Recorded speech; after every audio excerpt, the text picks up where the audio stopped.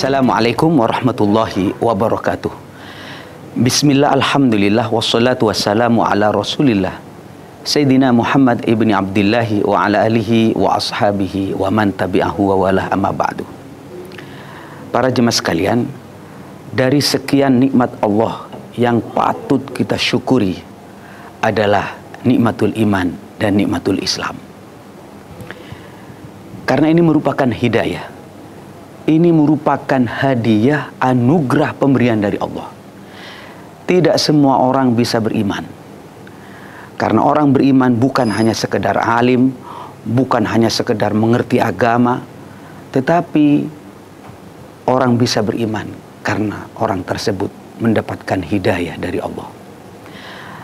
Banyak cerita para jemaah sekalian, dan sejarah mencatat mulai dari putranya Nabi Nuh tidak beriman, keluarga daripada Nabi Musa, di mana bapak angkatnya justru namanya Fir'aun, tidak beriman. Nabi Muhammad punya paman juga enggak beriman. Lantas kita yang menjadi beriman. Maka saya katakan ini adalah hadiah, hidayah, anugerah. Maka mari kita jaga. Yang kita pahami selama ini, al-iman, iman itu adalah at-tasdiqu bil qalbi, sebuah keyakinan di dalam hati, kemudian kita diikrarkan dengan lisan, wal amalu bil arkan, dan kita buktikan dengan amal perbuatan. Itu iman. Makanya para jemaah sekalian, ayo kita mantapkan iman kita, jaga. Apa sih tandanya kita ini menjadi orang beriman? Di dalam sebuah kitab yang saya kutip dari ulama besar dari Indonesia, namanya Syekh Nawawi Al-Bantani, bahwasanya tanda-tanda orang beriman itu anna sya'airul iman arba'atun, ada 4. Orang yang beriman itu yang pertama at-taqwa. Orang beriman itu takut kepada Allah. Dia menjalankan perintah Allah, dia jauhi larangan Allah. Itu orang beriman. Sehingga kalau saya melihat ada orang rajin berpuasa, maka saya katakan orang ini ada iman di dalam hatinya. Mengapa? Para ulama menyampaikan wa fi muawadati siyam dalalatun alal iman. Orang yang rajin berpuasa menunjukkan hatinya ada iman. Yang nomor 2 para jemaah sekalian, tanda orang beriman itu adalah orang beriman itu asyukru, hidupnya selalu bersyukur. Subhanallah. Syukur ini bisa syukur dengan lisan, ada syukur dengan hati, ada syukur dengan anggota badan. Ketiga syukur ini bagian daripada tanda-tanda orang tersebut beriman kepada Allah. Maka ayo biasakan mengucapkan kalimat Alhamdulillah, Alhamdulillah, Alhamdulillah.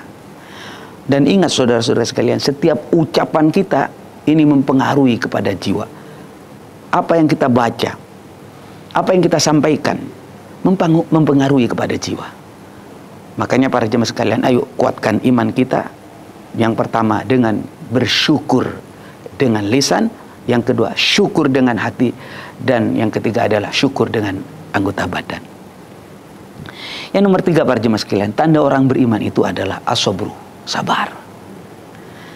Sabar. Artinya sabar menerima apa yang sudah menjadi keputusan Allah. Ikhtiar sudah Pak Kiai, udah. Berobat, udah. Bekerja, sudah. Di jalan hati-hati, udah. Ikhtiar sudah. Karena ikhtiar itu bagian daripada ajaran Islam. Rasulullah mengajarkan i'qil wa tawakkal.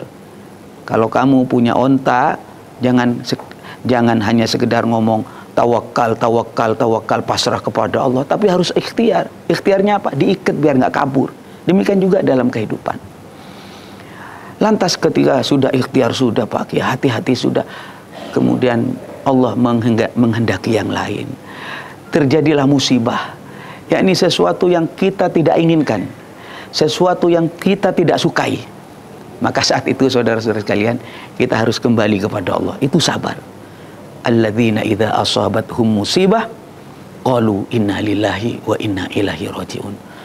Kalau orang sudah bersyukur dan bersabar dalam hidupnya, karena hidup tidak akan lepas daripada dua hal ya, nyaman tidak nyaman, mati hidup, menang kalah, maka kita harus punya sikap ini.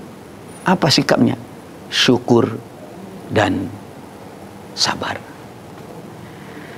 Saudara-saudara sekalian, tanda orang beriman yang nomor 4 adalah orang tersebut al-haya'u, punya malu. Malu untuk berbuat maksiat. Kalau kita berbuat maksiat, berbuat dosa sendirian, sadarlah ada Allah yang memantau.